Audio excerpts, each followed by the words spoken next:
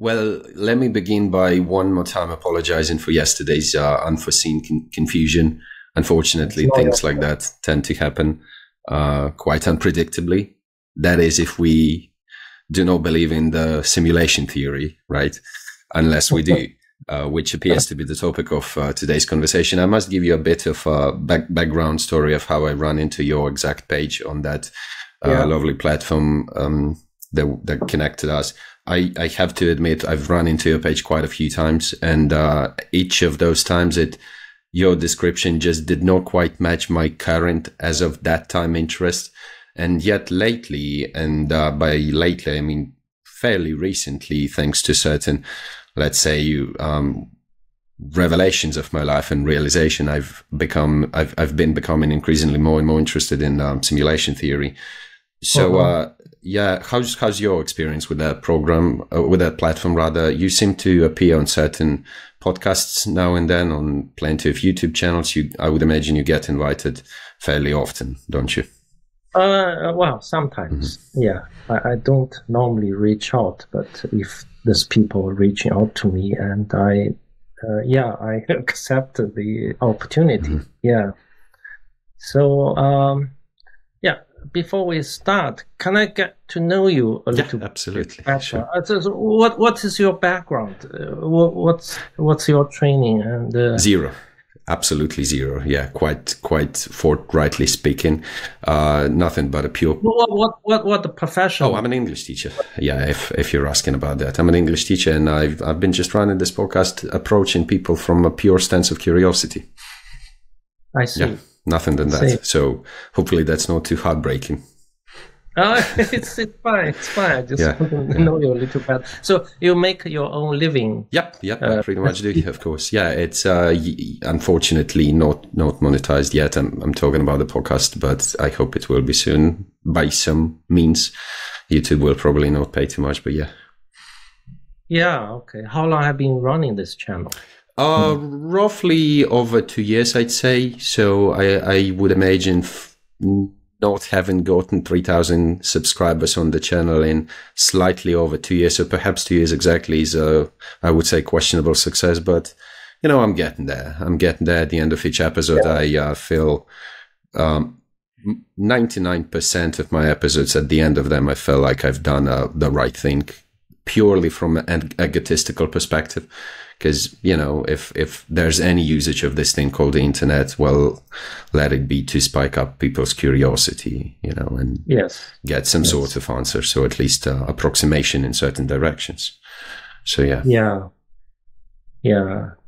So can I ask you a question first? Yep, totally. You mentioned that you come across simulation theory a few times before.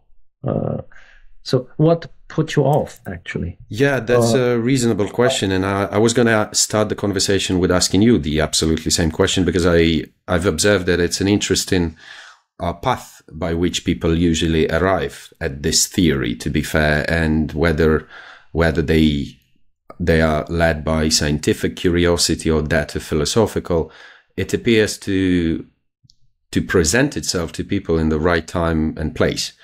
With me specifically, where you probably will find this answer rather superficial, but I've lately seen this interesting TV show called From. Perhaps you've heard of that. No, sorry, I haven't. Yeah, wonderful TV show. To anybody watching this episode, to any of those 5 privileged people who will watch the show, highly recommend the show. It's pretty life transformative. It's fairly fictitious in terms of really unrealistic. So it's basically a story about people appearing in this quite secluded, mysterious town, perhaps even a village, and there's basically no exit in that village, and not only can they not exit the village, there appears to be certain danger presenting itself at night, so they've got to survive. And that's a very shallow explanation of the premise. And I fell in love with the setup of that village and the visuals of the village and the scenery of the village so much that I just can't help but thinking about everything else being simulated after that. And now I'm doing my groceries, I'm walking around, I'm looking at people, cars and buildings, and I'm thinking wow, that's just like that village, but in our case, it's just a bit more developed. a bit more programmed, perhaps better programmed. And then, I just kind of kept digging in that thought. And then I ran into basically the simulation theory. So I listened a little bit. Most of my information has always been coming from podcast and YouTube. So it's a very questionable source of information sometimes. That's why I'd like to talk to guys like you. So I heard about Nick Bostrom, and I've listened to a couple of philosophical podcasts on that topic. And I thought, why not having a conversation myself with somebody who's clearly more aware and educated on that? That's it. Yeah. It's great to have an opportunity to have a go on this topic. Yeah. So thanks once again for joining. How do you see people's process of discovering even the thought of everything being simulated? Would you agree that there's a certain time and place for that, a certain level of maturity from a person, and some people just never reach it, the level of awareness? I think it's the direction the humanity is going. I mean, our understanding of reality evolved throughout different periods of time. Yeah. And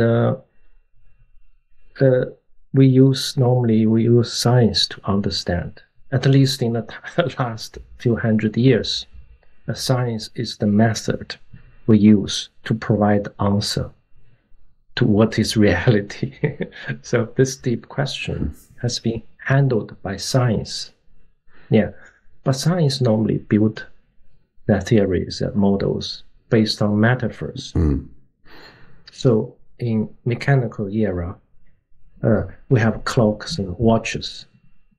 So we use that as a metaphor to model the reality. Yeah, we model the macro universe as a clock-like machine because we are familiar. We got familiar with the concept of clock and watches. So Newton's theory, Newton's mechanics, is basically a set of equations to describe how this clock works. Yeah, you can predict the next position if you know this position. Yeah, by certain formulations. And when the human society became electrified, we have a new concept called electricity. And therefore, we use electricity as a concept to build our model reality. And we built the model of micro-universe in terms of electricity. Yeah. We have a nuclei, which is positively charged, positively electrically charged. We have electrons, which is electrically negatively charged. So we'll build a model of the micro-universe in terms of electricity. It's a new concept. Nowadays, we have computers, information processing, big data, virtual reality, artificial intelligence. All those new concepts give us new metaphors. So this inspires us to look at the world in a different way. Yeah, in a different, building new model of the reality. By the way, models are not reality. Yeah, it's a different, because we have to use models to describe it and to facilitate our understanding and to communicate with others. Yeah, so it's a tool. It's not a reality. We have to remember that. Yeah, but at a different time, we have different tools. And ultimately, we don't actually need to discard any tools. We just use the best tool for certain specific problems. Yeah. For me, the simulation theory is the best tool for me at the moment to explain not only physical reality, but paraphysical reality, transcendental reality.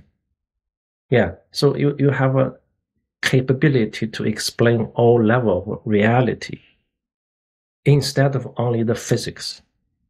Yeah, so that's the attraction. Yeah, to me, theories and models are tools to be used. Therefore, the utility value is the most important value. Yeah. With simulation hypothesis, it explains all phenomena I encountered myself. And it helps me to sort of answer a lot of unanswerable questions by other models. It quenches my curiosities. Yeah. So that's the big attraction for me. Whereas some people, they are not interested in phenomena beyond the physical. They are not interested in transcendental reality. They are not interested in spirituality. In this case, I guess it's not necessary for them to get into this kind of model, because the physics reality can be explained pretty well with the existing framework of physics. Yeah. Whereas if you want to go beyond the physical reality, like paranormal, right, like paraphysical, if you want to explain your spiritual experiences, such as out-of-body experience, lucid dreaming, psychedelic experiences, near-death experiences, yeah, all those are not dealt with sufficiently by our current model of reality, which is physics and neuroscience and biology. So normally they treat those kind of phenomena as they label it as an illusion, hallucination. Yeah. Instead of explain them, they just explain them away. So give a label and put aside. Yeah. However, I don't think that's the right way to deal with reality. Yeah. It's important part of our life. Yeah. Increasingly. And therefore, if we have a duty. I have a background as a scientist, so I'm very keen to use scientific method to explain the universe. And I also realize the science needs to develop further. We need to have a different version of the science to explain different dimensions. So hence, I come across this simulation theory, and I become very interested because it basically explained everything I encountered myself. Yeah. I started getting into this kind of philosophical inquiry from my own experience of paranormal phenomena. And it bothered me for a long time because I couldn't explain those phenomena. And by getting this new tool, I'm able to explain it. And also, I became interested to actually to contribute to develop this model further. Yeah, because model actually needs time to develop, needs different people's contribution. And lots of time, right? Lots of time, yeah. So that's where I am. So I have been working on this model for probably nearly 20 years now. And I'm still working on it. It's work in progress, and it's still developing. I think this is the next paradigm science will get into. Wow. Now, do you mind elaborating a bit more precisely on what exact, if that's not too personal, paranormal activities you'd experienced that propelled you towards the simulation theory? I started with my experience of tooth extraction. I had my wisdom tooth played up. It becomes very painful. And I happened to be in China on my business trip. And I was told I have to have a general anesthetic because it's a complicated case. It's not simple. It's buried. Oh, yeah. And then another friend told me, "Hey, why don't you go to this place? He's doing a fantastic job." So I went to this You can call it a witch doctor, or like something of a folk medicine. Yeah, that's right. Yeah, what he did is actually just, effortlessly took it out without much pain, and without any sort of a pain-killing injection or any substances, though. No substance either. So he just took it out. It was a paralysis. Then we went to lunch together. And during lunch, I asked him, well, what did you do? What actually happened? He told me I have an incantation. Wow. Which is like a spell, like a mantra. That's not a regular thing to hear from anybody, right? No. And then I become very curious. I have always been curious all my life. As a scientist, I'm interested in all phenomena. And this phenomenon really actually shocked me because it's my personal experience. I witnessed, I experienced myself. And it worked for me. Actually, I stayed in his clinic some time to observing other people being treated. Yeah. Most of his patients actually had already went to a normal dentist. Yeah. Sometimes they pull people's tooth out. They left the root in the gum, which becomes very difficult to get out. Yeah, unless you have an operation. So you have a teeth broken out by the dentist. You have the root left in the gum, which needs to take out. And when they come to his place, he just used his incantation. The root pops out. By saying he used his incantation, what exactly are you describing? How practically did it happen? He just see something silent, like whispering certain spells, almost like, right? That's right. Yeah.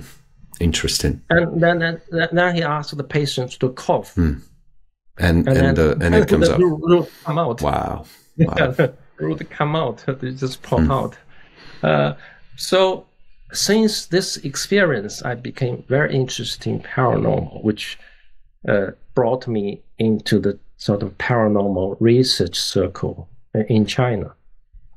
And at that time, I go to China regularly on business, and I got involved in a sort of paranormal research investigation circle, and I meet all sorts of weird people, weird phenomena, and it's just been a fascinating journey.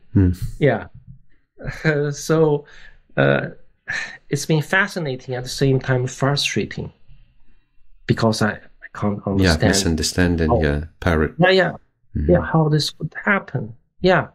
Not only this parallels, this tooth, so extraction, but also teleportation.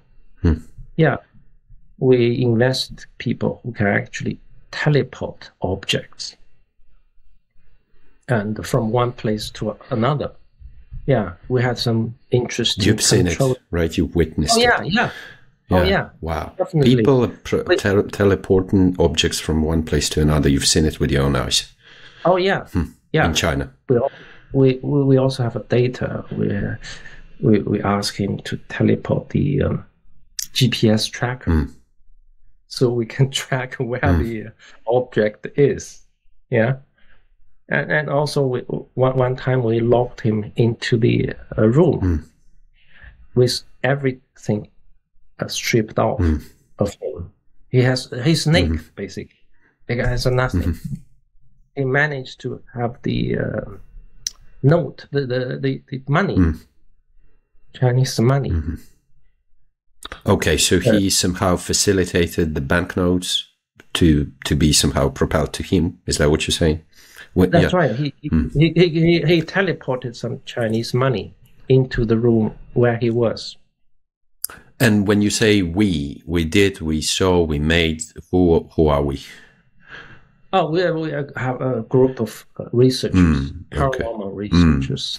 Yeah, the group of paranormal researchers. Yeah. So and all sorts of things. We have people who can photography, yeah, using the mind to get images into films. Yeah, without you open the shutter, without you open the shutter. Yeah. And of course, it's a big thing is training kids to do this kind of thing. They have a photographic memory. They use their third eye, the mental eye, to see things which we cannot see. And it's a program training for them. I had an episode devoted to this experience in one of the podcasts by the name of New Thinking Aloud, hosted by Jeffrey Mishlove. If your listeners interested, they can check it out. New Thinking Aloud by Jeffrey Mishlove. I had an episode with him telling all those stories. And the episode is called Parapsychology in China.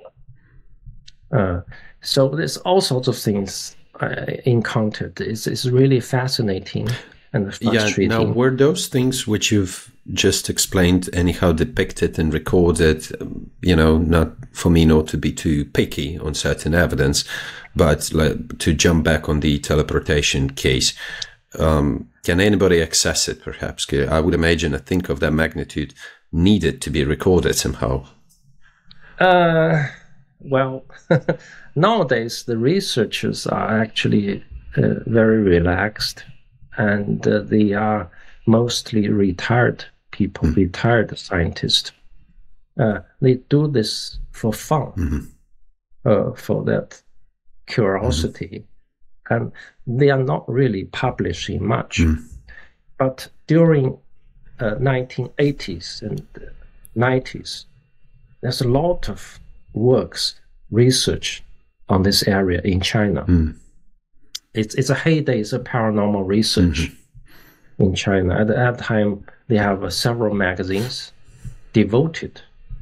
So there's a lot of publications in the 90s and the 80s and 90s. And unfortunately, they are all in Chinese.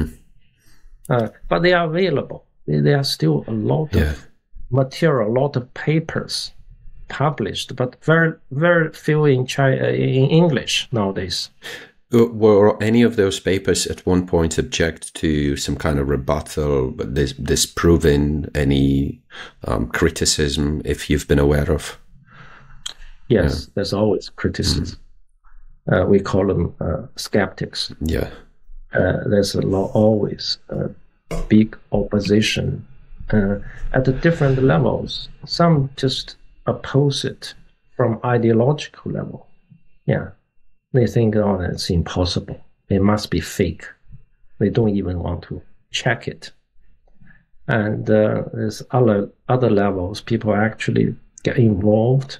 They design experimental procedures. And the trouble is, if you have a very formal procedures, the experiment normally fail. Yeah. Why? So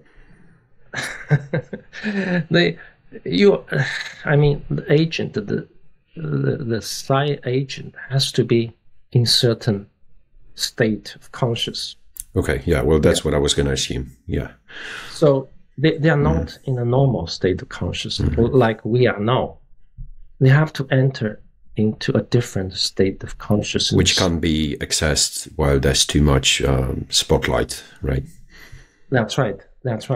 Then they are not able to get into that states. So it's very difficult to actually repeat it, reproduce the phenomena under control. Yeah, and this is not only in China; it's everywhere. In UK, we have a Society for Psychic Research. They have been investigating since 1882.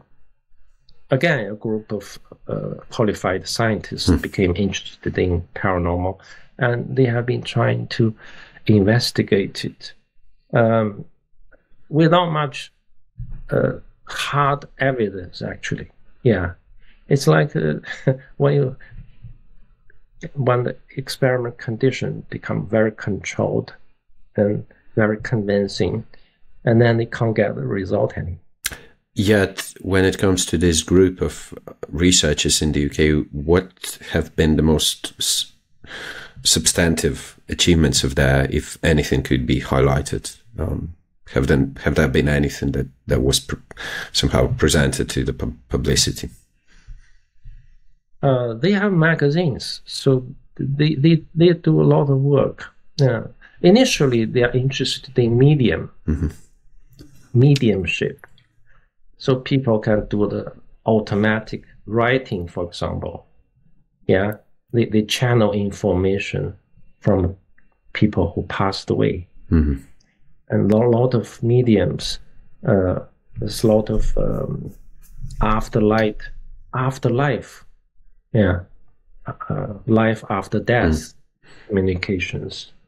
And they channel different information. And all of those outcomes and results remain on the level of magazines, right? Yes. How do you find that element? Wouldn't you, as a scientist, want... Well, not to play the devil's advocate here, but I think anybody who tries to be remotely objective would say that the fact that the object of such tests and speculation not being able to enter the certain state of mind while there's too many people or too much spotlight sounds as if it's too convenient. You know what I mean? So yeah, to oppose that opinion, if we're trying to be objective right here, it does sound almost too convenient to be true. That's right. Yeah. But however, you have applications, although you cannot prove in the scientific term, under scientific conditions, you have applications like the tooth extraction, like lots of healing. Yeah, in China, a lot of psychics use healing capabilities to heal people. And there's some interesting work, actually. You can observe the tumor shrink in situ. Yeah, by those Qigong masters. And there's a lot of healing without drugs, without medication, which actually people benefit from.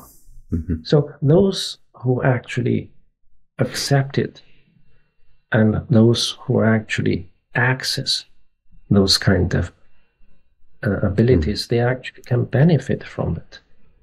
It's in application, but most people, they cannot accept it. Why? Preconceived notions, stigma, all of those. Yeah, it's a big question you ask, but it's.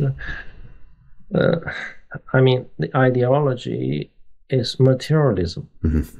Okay, at least in the last few hundred years, due to the success of science, people think the science gives the correct answer, complete answer. And materialist science assumes that matter is fundamental. And if those phenomena challenge this assumption, then they get rejected. They think it's not possible. People's ego sometimes steps into the scene, right? And oftentimes it appears to be the case with scientists that I want to say the verb, ran into some concept or thought or idea or model, and then after years it gets disproven, and it's hard for those scientists to agree with the fact that it may not have been ideal. So I was going to ask you before we dive deeper into this, into how simulation theory exactly explains this mentioned by you paranormal activities. Do you think mathematical and perhaps generally scientific and physics concepts and theories and suppositions are they getting noticed, or do we almost make them? So example being is that I can't precisely remember what was that thing that Einstein proposed, which was sitting with him for like nearly 10 years. And then somebody else, another scientist, he took that thing which Einstein had initially proposed, and he added something entirely new. Perhaps you know what I'm exactly talking about. I'm not sure if I know what I'm talking about. But the conclusion being that sometimes when a certain scientist proposes a theory, it feels as if this theory has been always existing almost independently to the agent that brings it on forth, right? And then somebody else can take that theory and reveal some completely new, previously somehow entirely unforeseen aspects of this scientific theory. And that brings me into thinking perhaps this thing has always existed and we just tapped into it. We somehow just, some brains, apparently my brain will probably never do it, but some people's brains just tap into certain frequencies and concepts, which makes me think sometimes, or at least ponder the fact that perhaps those thoughts and ideas have always existed, you know, and perhaps it's our higher purpose to channel them. You know, because if Einstein had invented it, it would have belonged exclusively to him. That means nobody could have potentially contribute more and reveal more aspects of that, which proven not to be the case, because most fundamentally global scientific theories have been contributed additionally to and have been developed, right? So what are your thoughts on this notion, supposition that perhaps everything is just one Ethereum in a way, you know, the sphere of ideas, and we just somehow tap into it? Could that be somehow correlated to simulation theory? I agree with you. Yeah, although not many people take this view, but I think we can take math as example, and there's two views about mathematics. Yeah, one view is the mathematics is invented. The other view is mathematics is discovered. Yeah. So I took the second view. That is discovered. What you have described is also the second view. And I also want to extend it beyond mathematics. Into physics as well, into art. Wow. Into many things are downloaded. Like the greatest composers, greatest artists, when they have produced the best piece of work, it's actually effortless. And they oftentimes fail to precisely describe how it happened with them. They just say, well, it just dawned upon me one day. That's right. That's right. Yeah.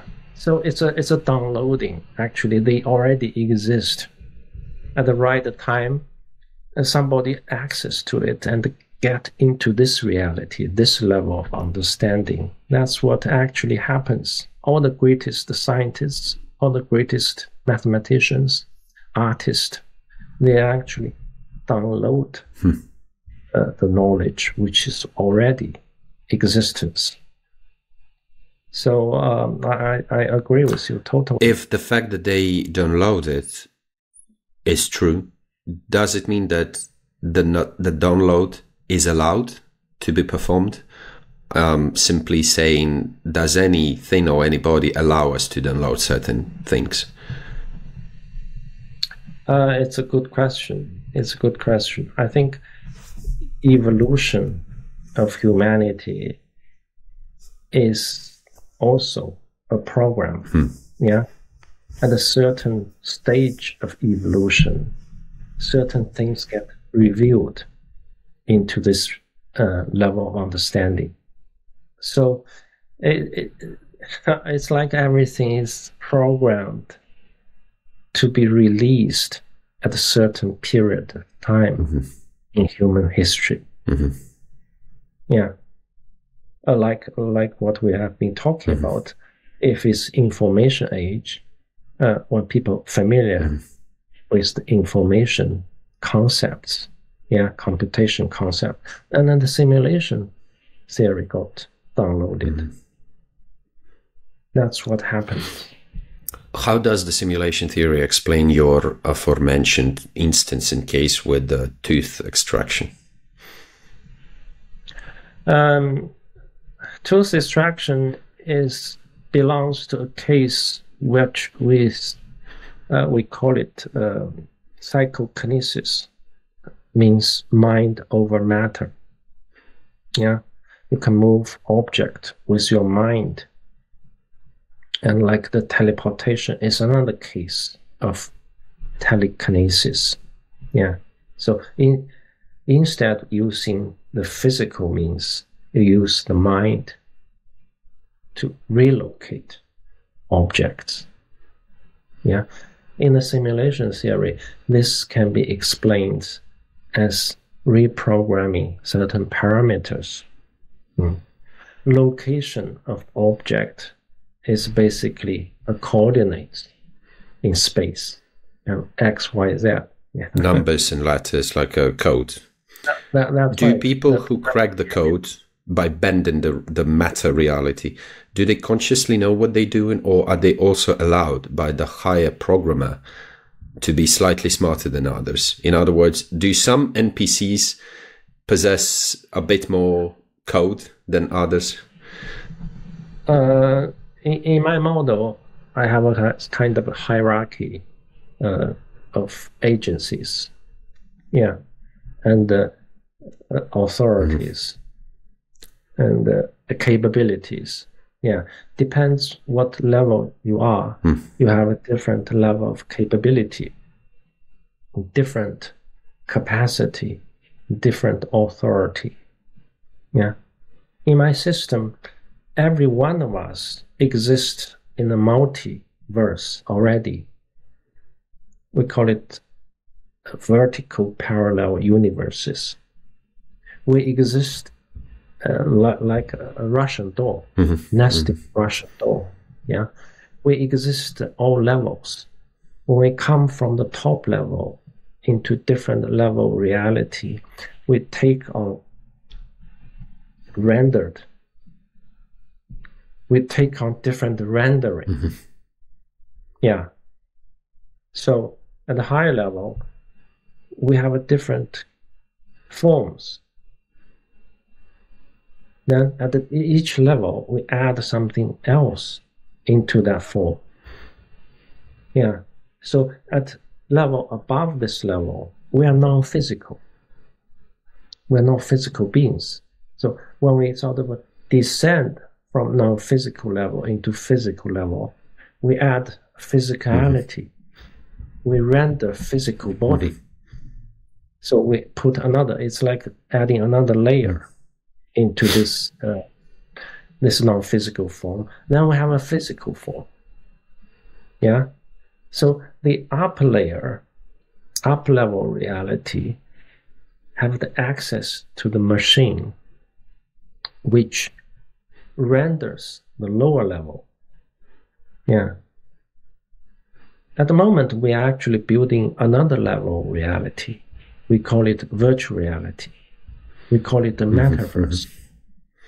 So in the lower level reality, we are actually programming that using the machine. At this reality, we use a physical computer to program, to render the reality in the virtual level. Yeah. Similarly, our reality is rendered by operating the level above, the computer sitting in the level above us. Yeah. And therefore, we can, if you can access to the computer which renders this reality, you can actually change parameters. You become a software configurator. Yeah. So most of us are actually just operating on this physical reality. We're not access. I call it the higher self, is not active. So we're just operating on this level, mostly as NPCs. Yeah, we behave, we react to situations according to preset programs. Are those of us who are on a notably higher level, those who can supposedly, with all due respect, because you're well aware that when we're talking about telekinesis and mind reading and moving objects, it's still, not, let's say, fundamentally accepted, globally overall accepted. Are those of us who are in possession of this skill, are they cognizant of the fact that they're switching the level, or are them switching the levels also a part of the program that they follow, but just on a different level? Yes. In a sense, they are also follow the program. They just have discovered a new feature, so to speak, of their character, right? That's right. Yeah. They operate at different levels, more than one levels, but each level is also governed by the level above it. Is there a final arrival anywhere when it comes to those levels? Yes. It's not the turtle all the way. Yeah. It's not endless. Yeah. The level actually converges. Yeah. So each level, when you ascend each levels, it converges. It becomes simpler and simpler until it's just, at the end, it's just, I call it metaconsciousness. Yeah. Which is the formless, contentless. It's empty, but it's the power. Yeah.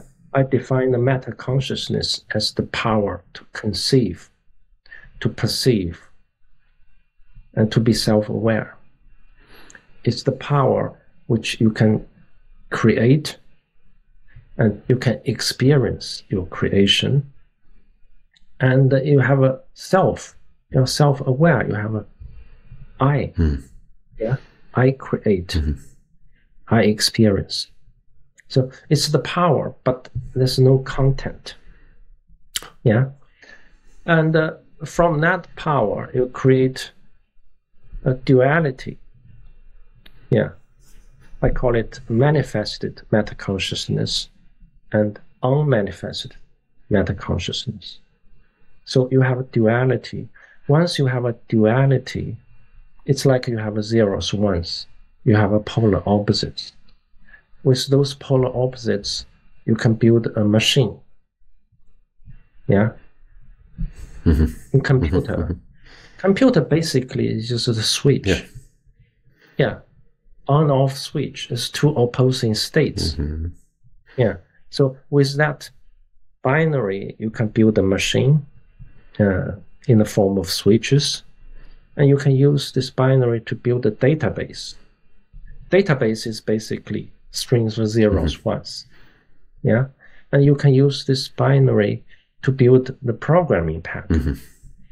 In the machine language, the program pack is also a set of zeros, ones. So once you have the machine, you have the programming, you have the data, then you can manifest all sorts of things. Yeah, and you can manifest reality. You can manifest shape and forms. You can manifest. Yeah. You can manifest the time, and you can manifest the space. And once you have a time, you have a space, and you can manifest the content of inside the space, which is the universe. But universe isn't just this universe. There's many levels of universe. Yeah, and each level of universe is created by the clock running at a different vibration frequency. So you have this machine. You configure this machine to operate at a different clock speed. Yeah, and each clock speed produce a different vibration frequency, which is the refresh rate of that simulation. Yeah? And that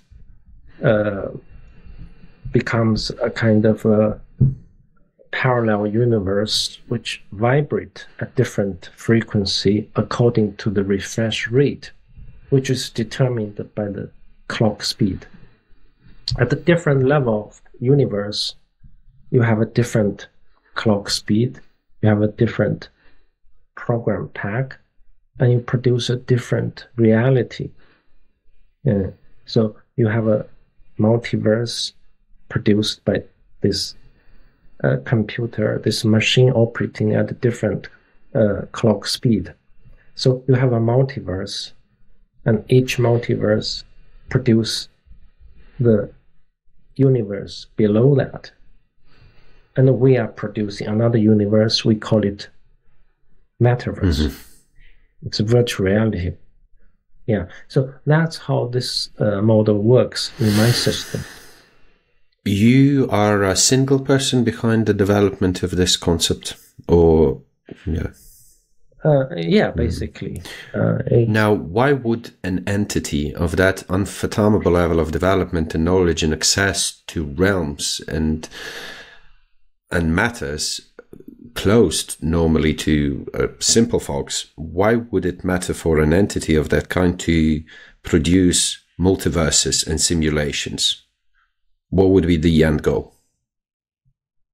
Well, remember, the ultimate reality is this metaconsciousness, and its attribute is to conceive, to perceive. Yeah, and therefore its nature is to create. To create. So that's the answer, to create. To create, to express the creativity. And it needs a different level to express different level of creativity. And that's why it has to be a multiverse, because it gave its opportunity. And by creativity, apparently, we're not talking about painting different images, because lots of people will hear the word creativity and perceive it somehow perhaps shallow and primitively. By creativity, you mean creation of universes and multiverses and metaverses, all of those. Yes, but even the mundane creativity in art have the source from that. That's a mind-blowing thing that you're saying right now. Yeah, I've said plenty of times to over 100 guests of my podcast, I will never listen to a podcast recorded by me. I'm just not on that suicidal level yet. But I think this one particular, I think I'll go back on my promise. I'm going to have to re-listen to everything that you've said to kind of let it sink a bit deeper. Because, but you know, the question of why could be endlessly extended, and you can just go on this never-ending loop of asking why. By same fashion, I can ask, why does creativity matter for this consciousness that means to conceive and perceive, as you say? Why is the purpose creativity? I remember what you said. You said it's its nature, right? To create, to perceive. But then again, the question why applies, doesn't it? Well, it's a model. I mean, all theories are models. Yeah, you have to. In a model, you have to presume something to start with. Sure, yeah, that's where everything begins. Yeah, that's where everything begins. Then you just develop from there. In this model, you assume creativity is the nature of the ultimate reality, and it has to express that creativity in different ways. And the most sort of convenient way to express that creativity is actually to create a binary, then create a machine, and use that machine as a tool to facilitate this creativity process. Have you ever thought about that perhaps creativity could not be the final purpose, if the final purpose could be a bit more malignant than that, evil, quite outrightly? Well, ultimately, it's beyond good and evil. Yeah, this creativity is beyond good and evil. And therefore, the result of creativity also including evil. So the process of creation also aligns with what we are experiencing in AI. Yeah, okay. In AI, nowadays, we can just talk to AI. Yeah, I do it daily. Yeah, so we give an instruction, we give a prompt. The AI will create the content for us. Similarly, at the high level, it happens the same way. Once you use the metaconsciousness to construct a machine, then the metaconsciousness agent can actually just talk to the machine. Let there be light. Then there'll be light. Let there be darkness. Let there be heaven and earth. Let there be vegetations. Let there be animals. Yeah. Once you have a machine, you can just talk to it. And that's how the creation happens. Yeah, that's crazy. A lot of people skip that part. Just similarly to how we order ChatGPT to produce an image of something, that's basically what was described in the Bible. God said, God spoke, and out of his word came something. That's right. Yeah, that's how we need to do. Yeah, we are actually simulating God. Yeah, but the God ultimately is our true self. It's everybody's self. True self. Yeah, but it's that's not an original religious belief to claim that God is everywhere and everything. I just forgot the name of that belief that a lot of people prescribe themselves to. Maybe you know what I'm talking about. What's the name? Yeah. So like God is everywhere and everything and everyone. But your way of arriving at that conclusion is a peculiar one, because I think when people say that God is everything and everywhere, I think they tend to simplify somehow the whole complexity and all of those convoluted ways. And what you've described is that it's basically by means of reaching higher level of consciousness that you get into this, I mean, whatever I say will be a simplification into this condition in which you create everything, right? Is that condition achievable within one human's lifespan? It's a potential for everyone, but it's only a potential. Okay, we are here to experience different things. I actually think most of us here are here to experience ignorance. There are quite a couple of evidence of that. Yeah, we are here to experience ignorance. We are here to experience suffering. Because at the different levels, we have a different programming. Purpose, right. Yeah, purpose. At the different levels, such as in heaven, we cannot experience suffering. Yeah. At the top level is all-knowing, all-powerful. We cannot experience ignorance. Yeah. Therefore, we actually here, it's like we become a handicapped. Therefore, we should avoid complaining and perhaps prescribe ourselves to your model. And once we accept the supposition that we are just actors, basically, more like agents, really, who are programmed to experience, but then doesn't it make this entire predicament horribly unfair and morally wrong for us to be put in here just to experience the whole palette of emotions just for the purpose that many people don't even discover, you know? Superficially, you can think that way. Yeah. But ultimately, we are one. Yeah. Ultimately, we are one. We are from the same source. We just happen to have a sort of fragmentation into this physical form, into this space and time a location. We experience this scenario in this magnificent game. Yeah. And we could be actually get bored because in heaven, there's a lack of diversity. You only have joy, you don't have That's pain. one thing that has always been kind of mind-boggling to me. You know, the biblical vision of the heaven, the paradise. There are just too many questions of, I mean, how old I will be, what kind of experiences will I take into that? Will I take what I had received before I died, or will I take something that I could potentially receive? Because myself at 13 and myself at 30, you know, it's entirely different people. And then, yeah, if I will just be blindly performed to experience only joy, how will I even perceive joy if suffering is not on the plate, you know? Exactly. So, if you don't have a contract, you don't even appreciate. Yeah, you cannot even enjoy. But then, you know, I also keep extending that question, I think, and I ask myself, but can I really not experience pleasure if suffering is not presented?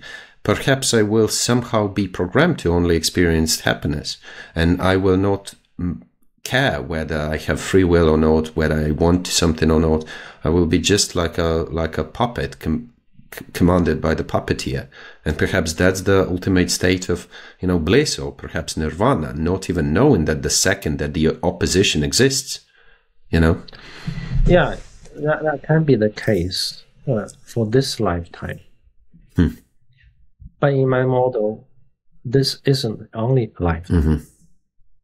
Yeah, when this physical form finishes, yeah, the inner self can choose another avatar. So you experience a different avatar, different situation, different space-time, and you have a different life. So in a sense, we never die. We experience different roles. We experience the result of our creativity.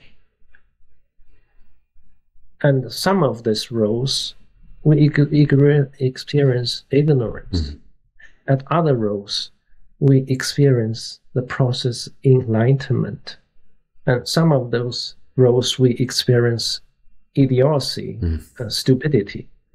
In other roles, we experience more powerful. We can actually manipulate the code or manipulate the parameters. We have a magic power. We have a superpower.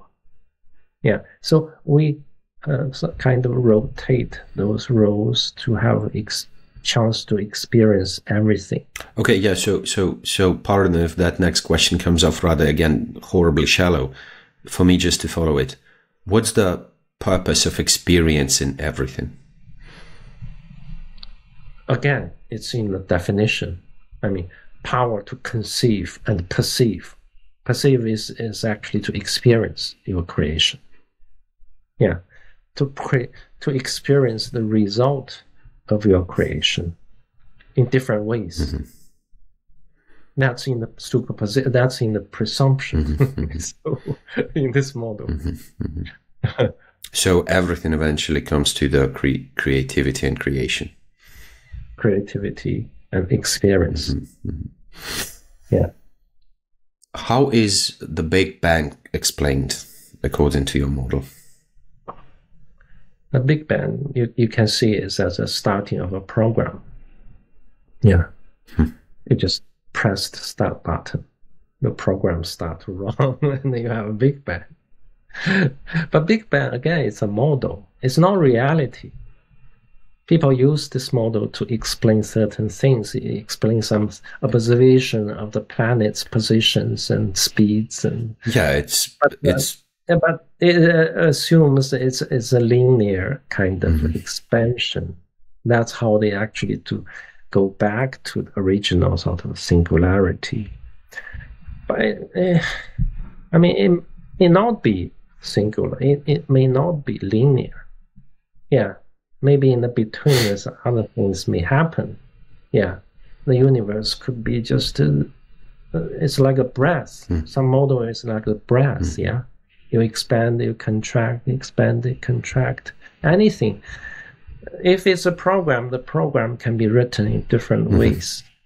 At the moment, physics assumes it's linear, and they make a mathematical model to explain it in terms of Big Bang. Yeah. If you accept the model, and then you can also explain it by just starting a program. And the program happen to programmed into linear expansion. Most people, I think, frankly speaking, perhaps myself included, have certain troubles even fully understanding the notion of no time and space. I don't know if somebody tells you easily, kind of casually, that they fully understand that the condition in which no time and space existed, I don't think they're honest entirely, because our brains have always existed in time and space.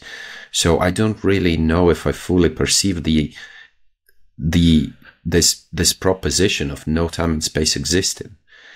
It's hard for me to imagine. Whatever I imagine will fit within some kind of parameters, you know? You can experience no space and no time when you create a game. When you create a computer game, video game, you actually just use a few lines of codes to create a space. And you are not in that space. You are beyond that space. Yeah? From the perspective of Avatar, you are out of the space. Right. Well, that's a conventional explanation of God. Yeah. Yeah. You're out of the game. Therefore, you're out of the space and time. Yeah, you are not in So it's space. like a program that's not been started on a laptop or a computer, right? That's right. That's right. It's just a few lines of code. Once you press the start button, you have the space. You have the 3D space, and you have the contents, the space, and you have the program which is running the movements in the space, the changes in the space, and you have a set of rules to keep this game according to certain rules, like physics. Yeah. So ultimately, if you're beyond this machine even, then you are in a space, or you're not in the space anymore. So you are in a position where you're beyond the space. And in that metaconsciousness, there's no space, okay, because it's contentless. Yeah. There's no form. It's a formless. Metaconsciousness as the initiation, right? Metaconsciousness as the initial point that started the program called Big Bang and everything that ensued. What's behind the metaconsciousness? Had metaconsciousness been started? No. It's always been. Yeah. There's no ending. No beginning. Yeah. So you can't ask a question how it's beginning. What created? There's nothing. Itself is a creation. It's the power to create, and it never changes. Although it can create different level realities through create zeros, ones, create polarities. Itself has no change. Yeah, itself is eternal. Eternal. We are basically talking right now about the programmer, you know, the so-called OG programmer, about everything and everyone, right? Yeah, you can call it a programmer. But some people don't like programmer. They don't like agency. They like accidents. And also my model can accommodate that view as well, because you don't need a designer to get this universe going. Yeah, you just need a truly random. Yeah, and you have a zeros, ones. The combination of the zeros, ones, can be just random, true randomness. Yeah, and some of the combination will happen to become a machine. Some of the combination of zeros will happen to be a program. Yeah, purely out of a statistical accident, right? That's right. Yeah, it's like if you give a monkey a typewriter. Yeah, I've heard of that. Shakespeare. Right. Yeah. So some people don't like the agency, don't like creator. But the zeros and ones had to have been there, right? I mean, again, I'm not trying to set you up. I'm just doing my absolutely best. My brain is working for 101% right now. You know, I'm going to have to take a vacation after this episode for some time. You start with the metaconsciousness, which is the creativity, and the creativity can create anything. That's the presumption. And one of the chance of creativity is to create zeros, ones, polarities. So this is one of the possibilities. If you don't like the ages, if you can just accept its creativity, and it can happen to create zeros, ones. Once you have 0 ones, you can just combine in different. Would I be right in assuming that I'm sort of feeling and visualizing some kind of a loop when us, or perhaps something or somebody more developed than us, reaches this meta consciousness of creativity and then starts the game, creates zeros and ones and starts the game, right? But could it have been us that reached this meta consciousness starter? Could it have been us, or is it something or somebody else? It is us. It's us, right? It's our higher self. By us, do you refer to certain individuals who have somehow reached that higher state, or is it common us? It's common. Us. Yeah. It's common for us, but some of us actually realize that level. Then they realize who they are. Yeah, like Jesus realized, I am Son of God. Yeah, but he also said, we are all children of God. Yeah, that's right. Okay, well, that makes sense. Is that too wrong to assume that something like us, or perhaps we ourselves started the Big Bang? We did. Yes. What our higher self did. Our higher self did. Yeah. That's kind of like us developing AI, right? And then AI developing another AI, right? Yeah. In a sense, we are AI. Sure. Yeah. We are running different programs. Yeah.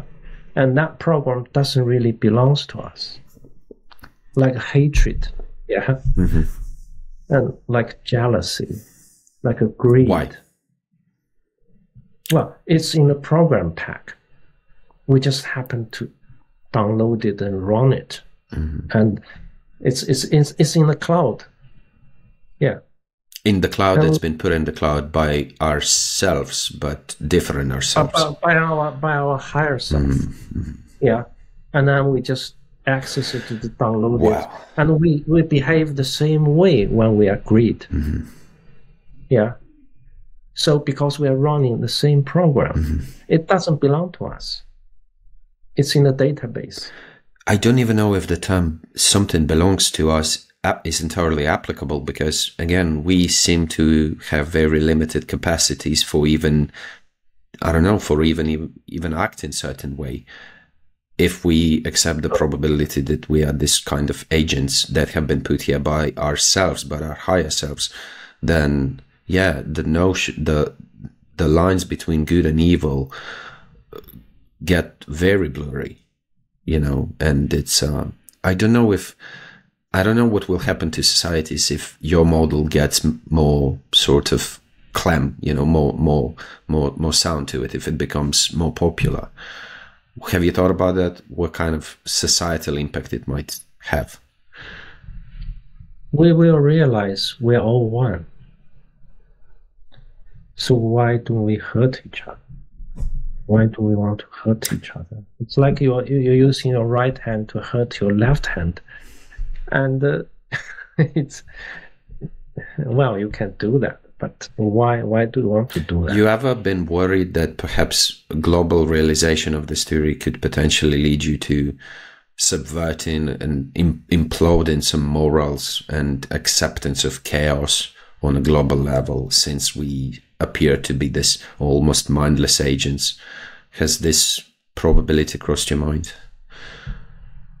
I'm kind of positive about the impact of this life thinking. Yeah, because if we are connected, if we understand this level, and this level, this model will also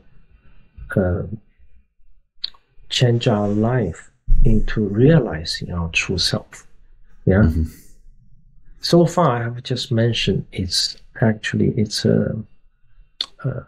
I use it as a scientific model to explain phenomena. Yeah, I define it as a creativity, but ultimately, it's also love. Yeah, it's also beauty. It's also virtue.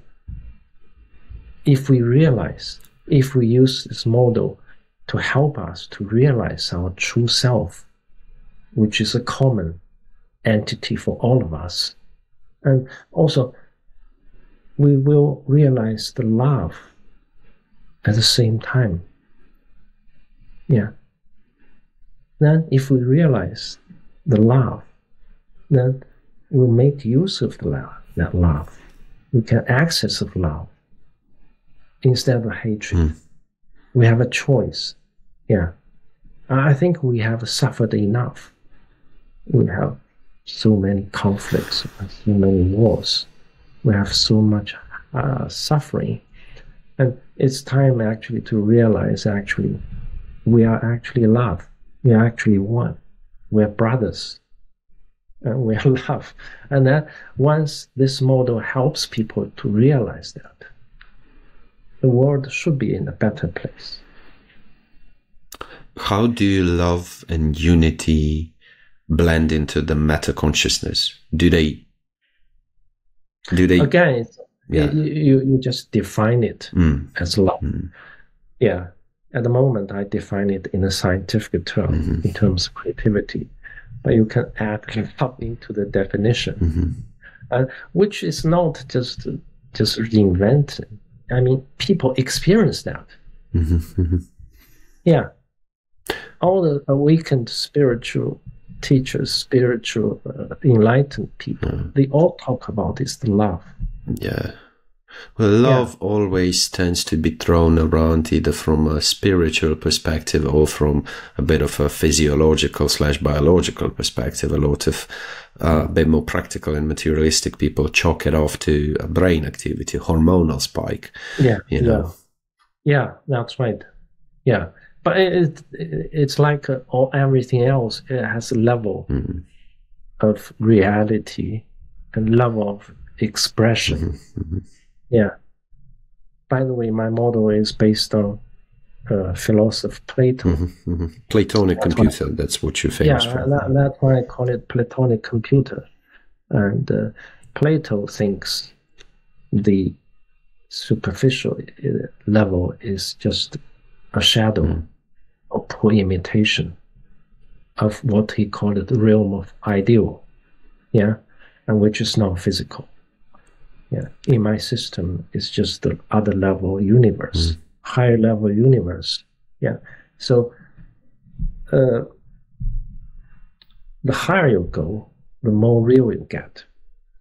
Yeah, it's like the virtual reality is much less real than this physical reality. Yeah, our physical reality is much less than the level above. Again, people can tell you, some people who have lucid dreaming, who have a near-death experience, who has a kind of even psychedelic experience, they tell you the other reality is more real. Absolutely, 100. I can attest to it myself, totally. First time I had a lucid dream, I've said about that recently on one of the podcasts, I said that was the first truly strong, almost stringent and confident realization that everything is real. I came out of that experience. I was euphoric for no less than 7 days afterwards. And ever since that happened, because it had been very anticipated event. I had been really going for that and I'd been working hard. Every night I applied different techniques. I used to read books on my little Nokia phone, and eventually, almost by an accident or perhaps not, it did happen perfectly, just as I had thought it would, I had seen in those films. And I came out of it thinking, it was perhaps it also contributed to the sort of currently experienced existential crisis, if you will, because I thought, well, how do I know for a fact that I'm not dreaming permanently? And somebody would say, well, I myself know that in a dream there are weird, funky physics rules, laws, like sometimes you can't read the text, you can't look at your wristwatch, you can't turn off the light. But I'm like, okay, but what if it's a particularly realistic dream? What if in my dream it was supposed to be turned on and turned off, the light? Yeah. So, I don't know, man. I've been thinking about that ever since. Yeah. Yeah. That's not to even mention psychedelics. Have psychedelics played a part in you developing this theory, which we've talked? No. Indirectly, perhaps, not personally, right? But you've taken into account the reports of other people. I talk to a lot of people. Yeah. Talk a lot of people who actually can do magic things.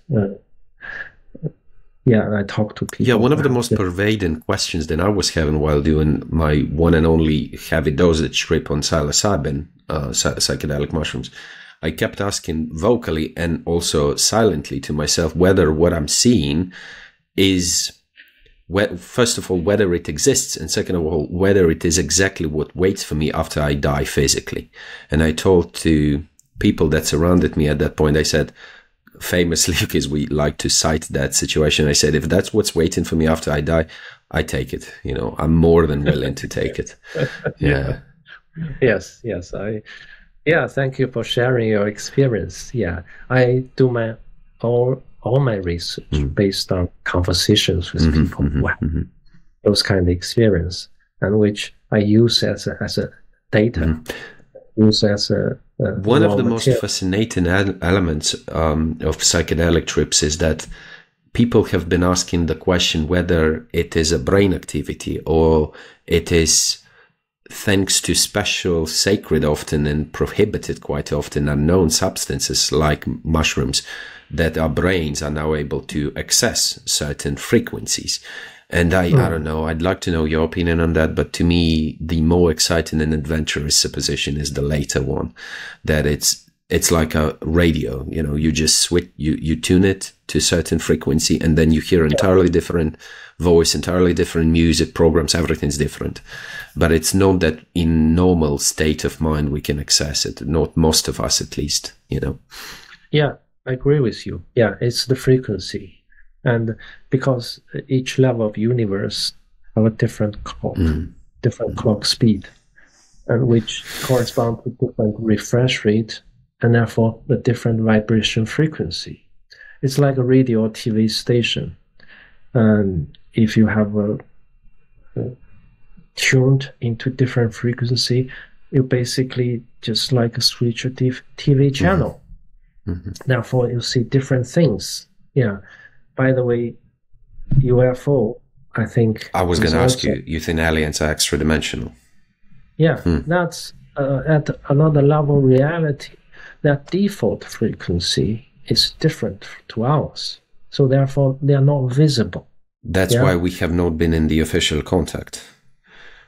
Yeah, but sometimes they just tune into our frequency from that default frequency. Yeah, well, by official contact, we expect sorcerers to come down from the sky, right? But they are already here. Yeah, so they wouldn't come down from the sky if they're here, right? Yeah, they are here. It's like a different TV channel. The signal is always here. They are not traveling from many light years away to here by a craft, a physical craft. They are already here, okay? Yeah, so they become visible when they tune into the vibration frequency of this physical reality, yeah? So we could assume that they do visit us, but it's not the conventional way of visiting, right? The people... No. They just tune into our frequency. They become visible. The other way they become visible is some people can tune their frequency. Yeah, for those people, they always exist. they are seeing them all the time. Yeah, when they tune into their frequency, like when you tune into people report all kinds of entities encounters on DMT and psychedelics generally. Yeah, right? Yeah. I think that's because they alter the frequency, then alter the TV station. Yeah, so you see all sorts of things. Yeah, so it's a multiverse with a different vibration frequency. And within each multiverse, you have the same time, but you can also have a different game world. So that's make it the diversity express even more. It's like in a virtual reality level, we can have a different world. We can build a different world. Yeah. So at each level reality, although it's a simpler when you're going up, you can still have a different world, although it's non-physical. So you have an infinite number of worlds at a different level reality. And for us to experience this diversity in different lifetimes. Are the planets inhabited? Yeah, can be. Can be and can be not. I mean, yeah, some inhabitant may become extinct. Yeah, and some may just appear. Yeah, again, because it's a game, okay? You can program it. One of the possibilities famously stated by Nick Bostrom was that for humans to, apparently we're now talking about metaphysics as deep as you've just described, what Nick proposed was notably more on terrestrial, so to speak, level. But he said there were three sort of probabilities, one of them being that to develop a technology of this magnitude and level, it would just take us longer than our average lifespan. So perhaps it's not that, you know, perhaps for that matter, aliens, if we disgorge and disregard what you've just said about aliens being extraterrestrial, perhaps the reason why it's hard for us to visit them and for them to visit us is because it takes just too long. And usually it's out of the borders of physical body to achieve that sort of level in technology. And I wonder if the same applies to developing a simulated reality that would be so good and undistinguishable from what we have right now. Could it be just that it takes too long for people or whoever could be running it to develop it? It's just a technology too unfathomable, mind-blowing level, and it takes just too long for us to develop something like that, and we go extinct before we develop something fundamental like that. Yeah, I think Nick Bostrom, as you rightly pointed out, he's a materialist perspective. Basically confine the argument into this level of reality, and he kind of looking to the future. The future advanced civilizations became curious about their ancestors. Then they make a simulation of their ancestors. We are actually their ancestors in their simulation. So this is one way to look at it. But I don't think that it's not that simple, according to you. It's not that simple. It's not that simple because you're running the problem of how many you're going to make. Also, in our game world, the game world is a nested parallel universe to us. So the creator of that virtual reality game is outside of that virtual reality game. The Xbox isn't in the GTI. Of course. Inside the GTI, you cannot find the Xbox. So it cannot be happening in the same You could, universe. but only if it's been programmed to be there on purpose, right? I was walking and thinking about that today. I thought, okay, well, if we are NPCs in a GTA world, how come we are thinking about being programmed? How come we even accept the probability of ourselves being the NPCs and thought, well, it's obvious. Perhaps somebody wanted us to think whether we are in NPCs, you know? Like these days on YouTube, there are these videos when some companies develop huge open world games that are populated by just basically NPCs strolling about their business in a huge megapolis. There's no particular mission, no purpose. You just come in that game, you run it, you can use your microphone to communicate with NPCs. And those NPCs are powered by AI. So you never know what kind of garbage sometimes you're going to hear from them. But time to time, they say something existentially horrifying, you know, that makes the game or the player think a lot. But none of them are programmed to suppose that they are AI. Every time when the player confronts them by saying, you're just a program, you're just a code, you're just numbers, they all say, no, what are you talking about? I'm a real human. You know, I'm about to make me an espresso or something right now. Yeah, so perhaps it's like that with us. The difference being that it's within our code to question this reality, yet it doesn't make us anyhow less programs, right? Yeah. By the way, I need to get my power. Oh yeah, absolutely. Yeah, you can do that. Yeah. But I'm not going to stretch it for much more because, you know, yeah. Yeah, but I still need to... Sure, yeah, please, absolutely. Yeah. You know, programs need some power, right? All of us do. Yes. Although the metaconsciousness itself is the power. Yeah. It doesn't need external power. In a definition, it's the power itself. Therefore, it does not need external power to run it. Back to your comments about NPCs. I think we as a human, because we are multi-level, multi-dimensional being, yeah, we sometimes play the role of NPC, like we just react to situation according to certain programs, like a hatred, like a greed. But however, we are not playing NPC all the time. NPC is one of the modes we play. Yeah, the other mode we become player.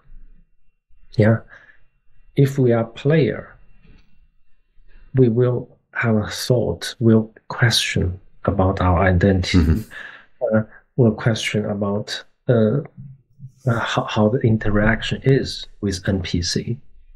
We have a different perspective. Again, if you go beyond the player, you become I call it software configurator. Right. Well, that's the next level, totally. That next level, you have the capability to reprogram to some parameters or change some data set. Yeah. At another level, you become a programmer. You can actually write new programs. You create new behaviors, new patterns. Yeah. And those are the innovators in our society. They become the greatest scientist, greatest artist, greatest philosopher, greatest politicians. They write new programs, create new roles. Yeah. At the next level, you become the creator of the game developer. Yeah. So in that level, you have access to this, I call it divine intelligence. Is that an analog of what's biblically God? The game developer, right? Not a programmer, the game developer. The game developer is basically have the level of agency which has access to the machine. So it can interact with the machine, talk to the machine. Yeah, I call it divine intelligence. Yeah, it's a machine. It's like our AI, which we can talk to it to create virtual reality. Right. Yeah, so that's another level of agency. We have a game developer just talk to create different games. At another level, I call the agents the system developer. Yeah, it's the programmer and the engineer, the machine engineer, who actually to set up this machine to set up divine intelligence. So the divine intelligence developer, which manipulate these zeros, ones, the binary. He's not a game developer. He's a system developer. A system developer. And then above that is the ultimate metaconsciousness, which is the power to conceive, to perceive, to be self-aware. So wow, I feel like I'm watching. I'm taking part in an interstellar film. To be honest, it's even more mind blowing. To be fair, yeah. If we let ourselves to go down to so-called more materialistic stance and view of the simulation theory, would you then agree that arguably the most profound evidence of the simulation theory is in the observable rapid development of virtual reality and augmented reality? Is that by far as strong as it gets in terms of proving it? Yeah. So by us observing how crazily realistic it gets and how much time we blow on that, that should at least serve to us that probably we've been dealt, that we are doing something that we've been dealt. Yeah. Yes. Yeah. I think the virtual reality is actually an experiment to test the simulation hypothesis. Yeah. In science, the hypothesis needs to be tested. Yeah. Okay. Traditionally, the theories are tested by physical experiment. Right. Yeah. You use physical object to test the theory. Yeah. Nowadays, more and more theories are tested by simulation. Interesting. Yeah. Interesting. Yeah. It's tested by us. It's tested by us, by simulation, using computer to simulate. Like what you mentioned, like a Big Bang. You cannot put a Big Bang into the lab. So you use computer simulation to test many models of cosmology. Right. Yeah. Astrophysics. So that's how the experiments are increasingly done nowadays. Yeah. We can't even test the weather. You cannot put weather into the lab. Yeah.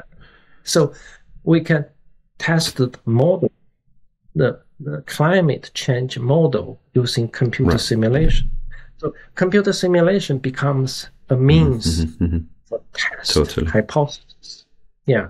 So by simulate the virtual reality, we actually test how this physical universe is created, programmed.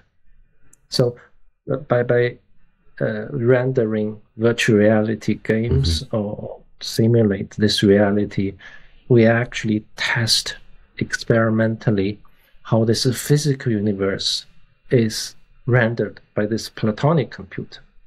So in a sense, the theory is already testable. Yeah. Although it's not the same. I mean, virtual reality is a poor version. It's only a shadow of the physical reality. But you can actually find similarities, find the behaviors, patterns, and therefore it can serve as a test. Wow. I was dying to ask you the following question, and unfortunately we are just too short of time for me to even spike up this sort of conversation, but perhaps it could serve us as a nice sort of a pathway into perhaps the probability of the second episode, because the question I was about to ask is about observable particles that act differently if they are not observed.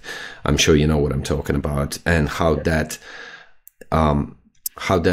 ties into the world which doesn't exist if I don't look back, which is another mind-blowing concept if you take it into a serious consideration, that the world does not exist unless I observe it, which is proven by the experiments of particles being observed and non-observed, and in the second case, in the latter case, they act somehow differently. So I'd really deeply appreciate you returning to that perhaps next time when we decide to record a second episode. Let's call it a day on this one. We've done good timing, I believe, and we've covered a whole bunch of topics, and it's been an intellectual roller coaster, and I'm wondering whether there's smoke coming out of my ears because I clearly exceeded my intellectual abilities today.